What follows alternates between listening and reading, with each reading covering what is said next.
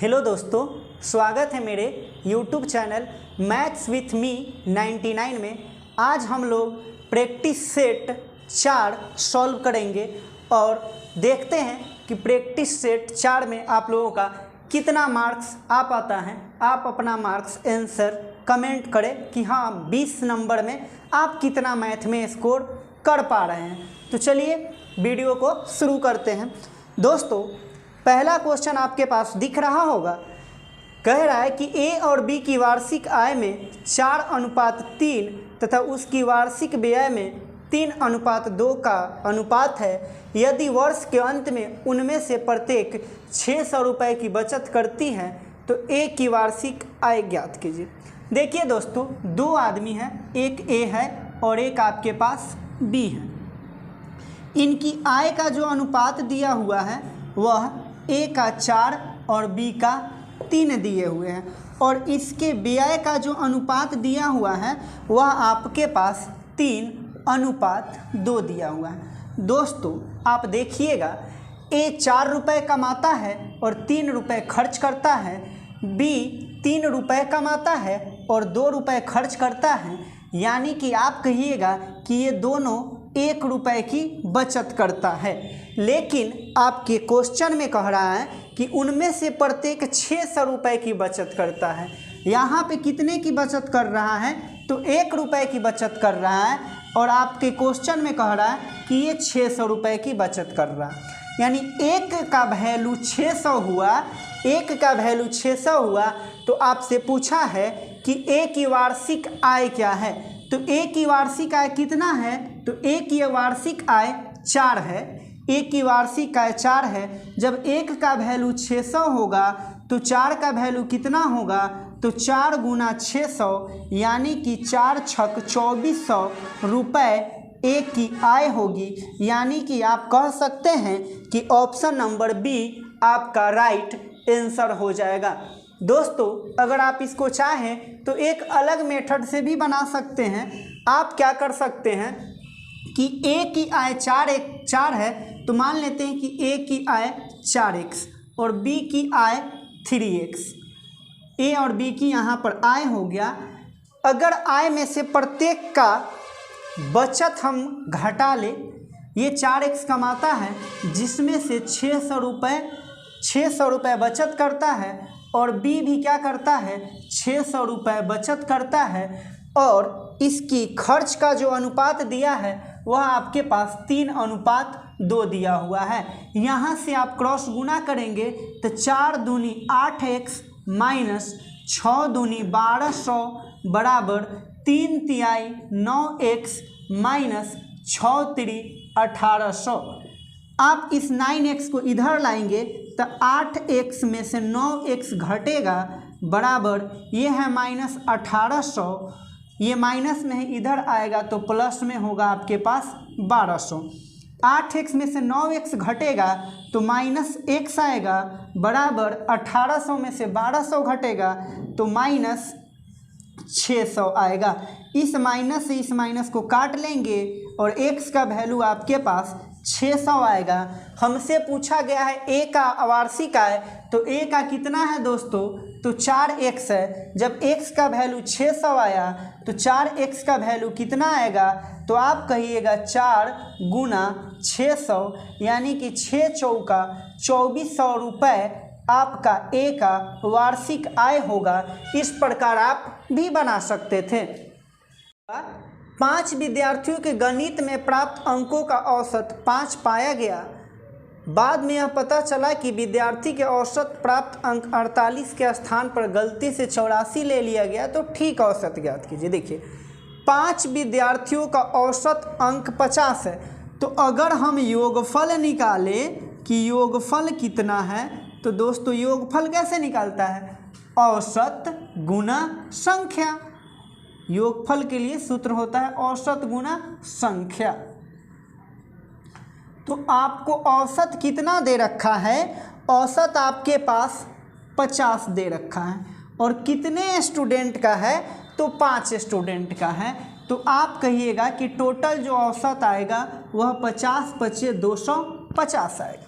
चलिए आगे कह रहा है कि एक विद्यार्थी के प्राप्त अंक 48 के स्थान पर 84 ले लिया गया। तो हम ये देख लेते हैं कि कितना अधिक ले लिया गया। उसका प्राप्तांक कितना था, 48 था, लेकिन हमने गलती से ले लिया 48। जरा हम इसको घटा के देखते हैं कि कितना अधिक हुआ है। 14 में से 8 जाएगा तो 6, 7 में से 4 जाएगा तो 3, यानी कि 36 नंबर उस बच्चे को ज़्यादा मिल गया है। तो 250 में से जैसे ही हम 36 घटा लेंगे, हमें रियल का अंक पता चल जाएगा कि टोटल कितना अंक है। तो 10 में से 6 घटाइएगा तो 4 आएगा, 4 में से 3 घटाइएगा तो 1 आएगा और 2 का 2 आएगा, यानी कि टोटल जो नंबर था वह 214 नंबर ही था। हमसे क्वेश्चन पूछा गया है कि ठीक औसत निकालिए। दोस्तों औसत बराबर क्या होता है, तो औसत बराबर फॉर्मूला आपके पास होता है योगफल बटा संख्या, योगफल बटा में संख्या। यहाँ पे आपके पास योगफल कितना आया, रियल का 214 आया, और संख्या कितना है दोस्तों, तो आपके पास जो संख्या दिया हुआ है वह 5 स्टूडेंट का निकालना है। यानी आप यहाँ से निकालिएगा तो 5 चौका 20, आपके पास आएगा 1 4 14, तब 5 दूनी 10 और 5 अठे 40, यानी कि 42.8 जो होगा वह ठीक ठाक औसत होगा। कितनी होगी, यदि मैं अपनी वार्षिक आय का 7,000 रुपये का 87.5% खर्च कर देता हूँ। दोस्तों कोई भी चीज़ अपने आप में 100% होता है, तो 100% में से आप 87.5% खर्च कर देते हैं, तो आप बचत कितना करते हैं, तो 10 में से 5 गया 5, 9 में से 7 गया 2, और ये बचा आपके पास 9 में से 8 गया तो 1, यानी कि आप जो बचत करते हैं वह 12.5% की बचत करते हैं। आपसे क्वेश्चन में पूछा गया है कि 7,000 रुपये का 87.5% खर्च करने के बाद कितना बच रहा है, तो आपके पास जो अमाउंट है वह आपके पास अमाउंट है 7,000 रुपये, और 7,000 रुपये का आप 12.5% बचत कर रहे हैं, तो 12.5% निकालिएगा।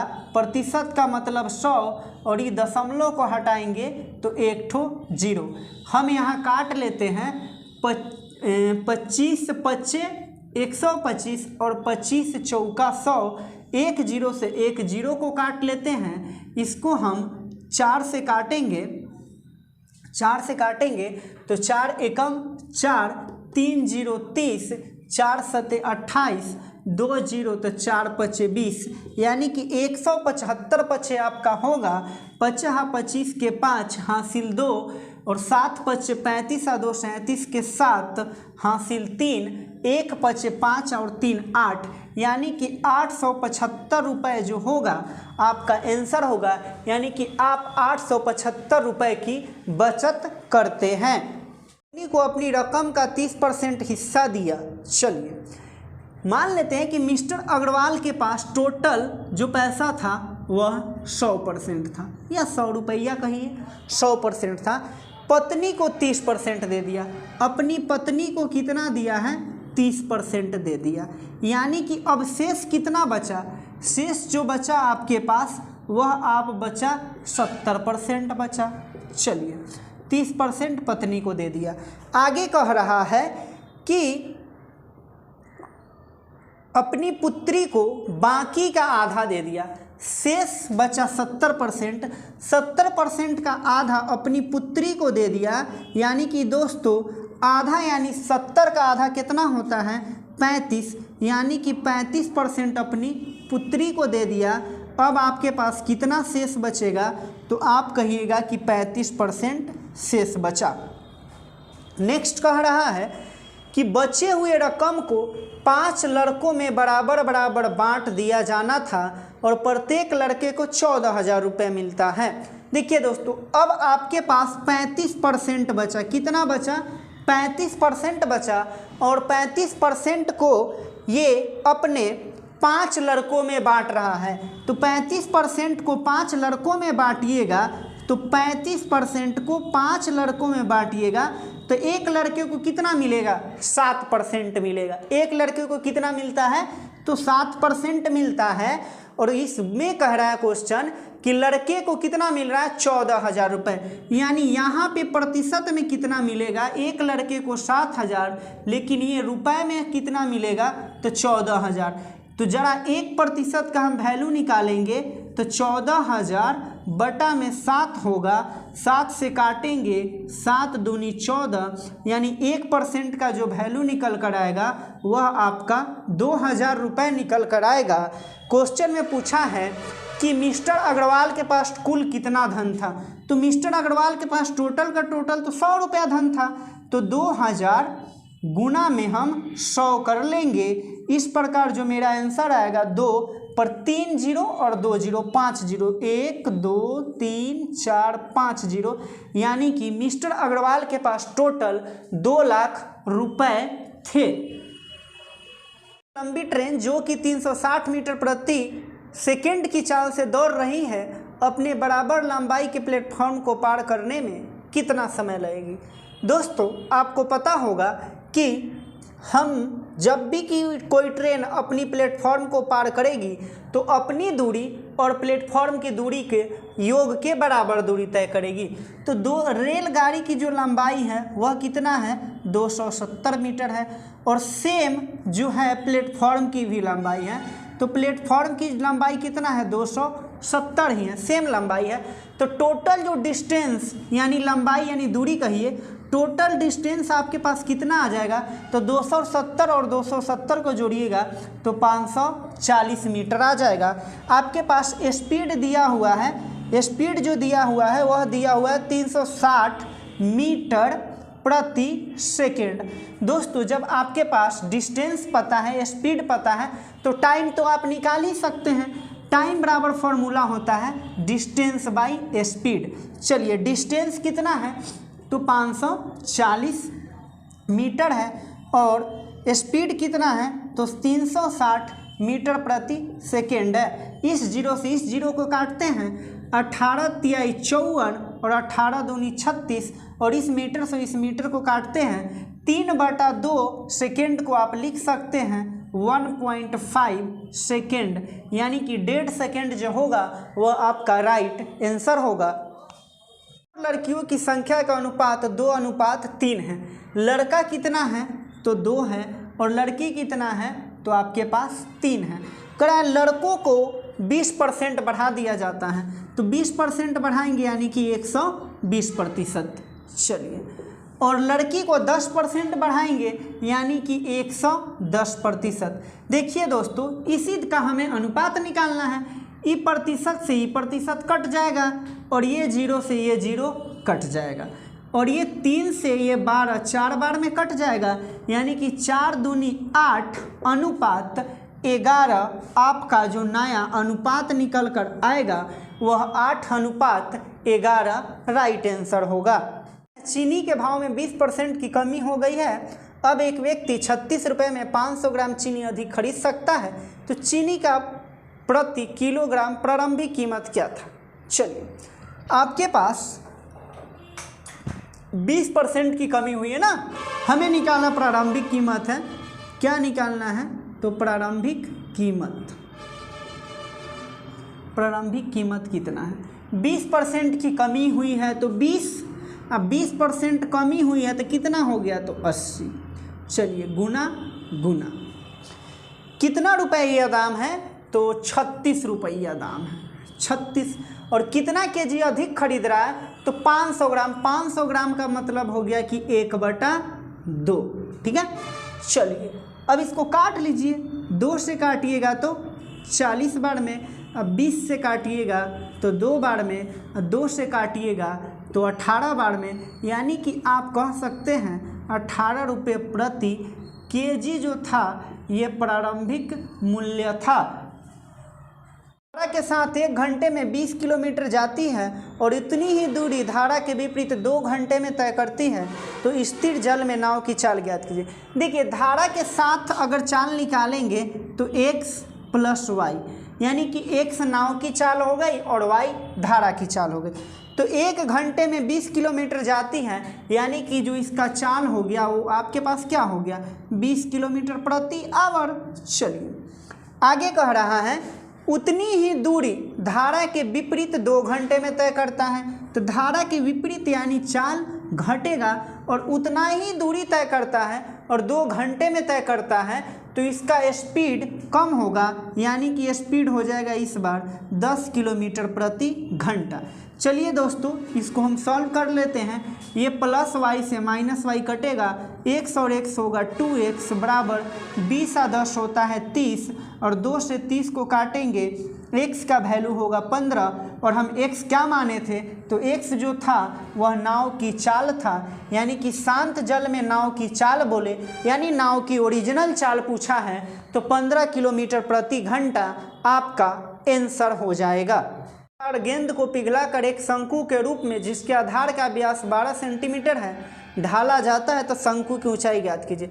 देखिए दोस्तों, गोला का व्यास कितना दिया हुआ है, गोला का जो व्यास दिया हुआ है, गोला का व्यास आपके पास दिया हुआ है वो है आपके पास 6 सेंटीमीटर। तो अगर आप त्रिज्या निकालेंगे गोला का, तो त्रिज्या कितना होता है, व्यास का आधा होता है, यानी कि त्रिज्या निकलेगा 3 सेंटीमीटर। उसी प्रकार आपको शंकु का व्यास दिया हुआ है 12, शंकु का व्यास जो दिया हुआ है वह आपके पास दिया हुआ है 12 सेंटीमीटर। अगर आप शंकु की त्रिज्या निकालते हैं तो आपके पास त्रिज्या कितना होगा, तो 12 का हाफ कितना होता है, तो 6 सेंटीमीटर। चलिए अब आपसे जो क्वेश्चन किया गया है वह क्वेश्चन है कि धातु के गोले को पिघलाकर शंकु बनाया जाता है और शंकु की ऊंचाई ज्ञात कीजिए। तो देखिए, गोला का आयतन क्या होता है, तो 4/3 πr³ बराबर शंकु का आयतन 1/3 πr²h। चलिए यहाँ सब का मान भरते हैं, 4/3 पाई का मान पाई ही रहने देते हैं और गोले की जो त्रिज्या है वह 3 सेंटीमीटर है, तो 3 को हम 3 बार लिख लिए, बराबर 1/3 पाई का वैल्यू पाई रहने देते हैं और r शंकु की जो त्रिज्या है वह 6 सेंटीमीटर है, इस 6 को हम 2 बार लिखते हैं और ऊंचाई तो हमें निकालना ही है। देखिए दोस्तों, इस 3 से इस 3 को हम काट देते हैं, इस पाई से हम इस पाई को काट देते हैं, 2 दूनी 4 और 2 तिहाई 6। उसी प्रकार इस 2 से इस 6 को काटेंगे तो 3 बार में, और यहाँ का 2 3 से यहाँ का डबल 3 कट जाएगा, यानी 1 बचेगा आपका उधर h और इधर कारी बचेगा 3 सेंटीमीटर, यानी ऊंचाई पूछा है दोस्तों और आप ऊंचाई 3 सेंटीमीटर लिख कर आ जाना है। इसे छोटी संख्या ज्ञात कीजिए जिसे 1000 में जोड़े जाने के बाद आपका 15 से पूर्ण रूप से विभाजित हो जाना चाहिए, यानी 15 से पूर्ण रूप से क्या होना चाहिए, विभाजित हो जाना चाहिए। चलिए दोस्तों, तो 15 से विभाजित होने के लिए संख्या को 3 और 5 आपका दोनों से विभाजित होना चाहिए। और आपको ये भी पता है कि जिस संख्या के लास्ट में या तो 0 रहेगा या 5 रहेगा वही संख्या आपका 5 से डिवाइड होगा, यानी कि ऑप्शन नंबर बी, यानी कि अगर आप 1000 में 5 ऐड करेंगे तो आपका 1005 आएगा, और यह जो संख्या है आपका 3 से भी डिवाइड हो जाएगा, 5 से भी डिवाइड। आपका 1000 में 5 ऐड कीजिएगा तो 1005 होगा, और यह 1005 3 से भी डिवाइड है, 5 से भी डिवाइड है, यानी कि 5 तिहाई 15 से भी डिवाइड हो जाएगा, यानी कि आपका 5 जो होगा आपका आंसर होगा, 5 जोड़ने पे आपका डिवाइड हो जाएगा। 10% की चक्रवृद्धि वार्षिक ब्याज के लिए 16,600 रुपये के 2 साल के बाद कुल राशि ज्ञात कीजिए। कुल मिश्रधन यानी कह सकते हैं आप इसको। तो हम जरा देख लेते हैं कि 2 साल में 10% से चक्रवृद्धि ब्याज कितना होगा। तो आपको चक्रवृद्धि ब्याज कैसे निकालते हैं, तो आप सिंपल सा 10% है तो रेट का स्क्वायर करते हैं ना, यानी 10 का स्क्वायर करेंगे तो 100 आएगा, तो 2 अंक लिखेंगे, हासिल 1। चलिए 10% से 2 साल का था, 10 दूनी 20 और हासिल ये वाला 1, यानी कि टोटल 21। यानी कि आप कह सकते हैं कि जो CI होगा यानी कि जो चक्रवृद्धि ब्याज होगा वह 21% होगा। और आपसे पूछा है कि 2 साल के बाद मिश्रधन कितना होगा, तो मूलधन अपने आप में 100% और 21% ये ब्याज लगेगा, यानी कि मिश्रधन जो होगा 121% होगा, यानी 16,600 का 121% निकालेंगे तो 2 जीरो से 2 जीरो कैंसिल होगा। आप 166 को 121 से गुना कीजिएगा तो आपका 20,086 रुपये जो होगा वह आपका आंसर होगा। यानी कि आप कह सकते हैं कि ऑप्शन नंबर ए आपका सही होगा। दोस्तों अगर ये प्रैक्टिस सेट आपको अच्छा लगा हो और आपका स्कोर बेहतर आया हो तो कृपया करके कमेंट में अपना आंसर कमेंट करें कि हाँ मेरा कितना मार्क्स हुआ। हम मिलते हैं अपने अगले वीडियो में, तब तक के लिए आप लाइक कमेंट और शेयर ज़रूर करें।